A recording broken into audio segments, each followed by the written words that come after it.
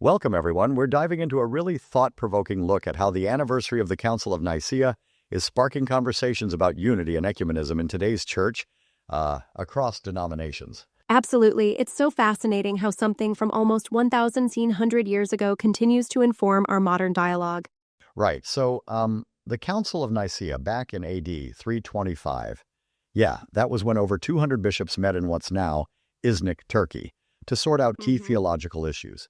They decided on things like the date of Easter and most notably Jesus' relationship within the Trinity.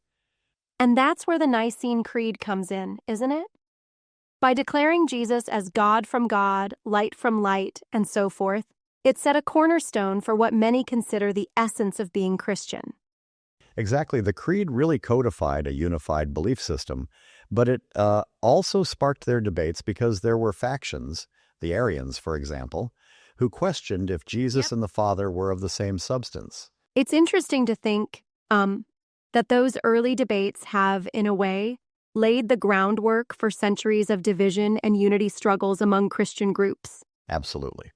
And now, on the anniversary of that council, leaders across continents are looking back at those moments and saying, hey, why can't we bring back that sense of unity? Right.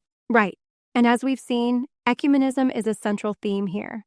Christian leaders today want a more united dialogue in spite of their theological differences. Yep, it's like they're saying like we lost that universal church vibe we had back then. They see Nicaea as a symbol of that bold ecumenical spirit. And there's even talk of a meeting back in Nicaea to, talk about things like maybe even celebrating Easter together, right? Exactly. Just as Easter's date was a hot topic back then, there's now this push to reconcile differences in how the date is calculated. Though it's not as simple these days. Yeah. Can you imagine trying to align calendars across so many traditions? Catholic, Protestant versus the Eastern Orthodox methods that sometimes place Easter weeks apart? It's like trying to sync watches that have been ticking to totally different beats. And scholars like Samuel Noble point out that the sheer structure of the Orthodox churches, being more decentralized, makes any joint change a real challenge. Right. That raises some intriguing questions about authority, doesn't it? The Catholic side has a singular leader in the Pope, but the Orthodox are a collection of independent bodies. Right you are.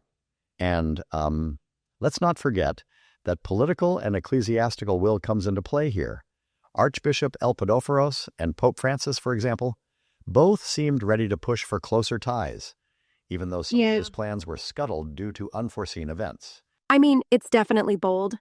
But don't you think there's a risk here of oversimplifying centuries of deep-seated differences? That's a fair point. It's not like you can just snap your fingers and unify these traditions, especially when some, like the Orthodox, remember the struggles and divisions so well. Exactly. And then there's the nuance of historical context. The Council of Nicaea wasn't just about theology, it was also about emerging from persecution.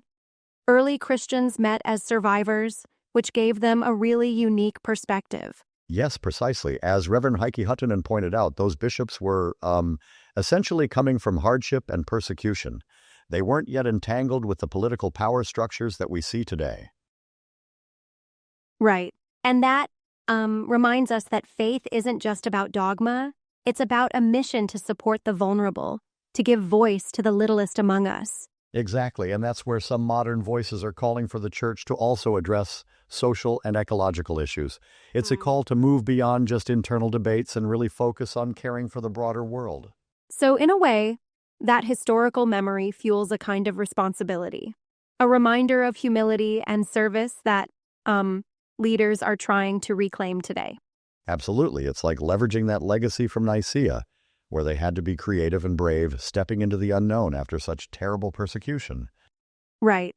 And then there's this whole idea about the ecumenical dialogue itself, a dialogue that crosses not just denominations, but also cultures. Think about how pilgrimages are now happening to Iznik, with both Finnish church leaders and others coming together. Yes, that's such a powerful image. Leaders from different traditions meeting along the shores of Lake Iznik, where the ancient basilica now lies submerged. That image really speaks to continuity and shared heritage, doesn't it? The idea that despite the schisms and the different calendars, there's still something fundamentally unifying. Exactly. It shows that under all these differences, there's a deep common thread running through the faith, one that has the potential to bridge gaps. Yep, but here's something I wonder. Given all this goodwill, why do you think there's still so much hesitation, especially within the Orthodox community, about any big moves towards unification? That's a great question. I think it's because of the weight of history. Some Orthodox leaders, for instance, remember past unilateral moves that led to wider schisms, like what happened after Patriarch Bartholomew acknowledged Ukrainian independence. There's a fear of upsetting a very delicate balance. So, in a sense, while there's a strong will towards unity in spirit, pragmatic concerns about authority and tradition hold everyone back. Exactly. And it's that tension between ideals, ecumenism, and practical realities of church governance that truly encapsulates the modern significance of Nicaea's anniversary. Right. It's almost like a mirror. The same spirit of courageous creative dialogue from 1,100 years ago is still, echoing in our debates today. Absolutely, and it's both inspiring and a bit daunting. Just imagine if those early leaders, having emerged from persecution, could see today's world, where the challenges are not only theological but socio-political and environmental too. That's an incredible perspective.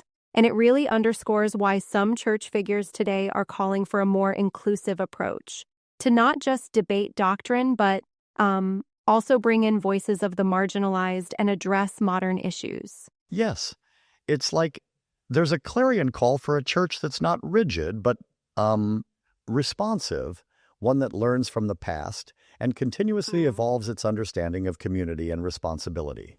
Although I respectfully would add a critique here. Sometimes it seems like these calls for unity might overlook the deep historical and cultural nuances that have defined each tradition.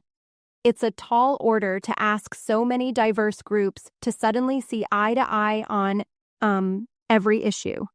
That's a very valid point. It requires not just a willingness to dialogue, but also a recognition of what makes each tradition unique. The challenge is to honor that diversity while still embracing a united vision. Absolutely.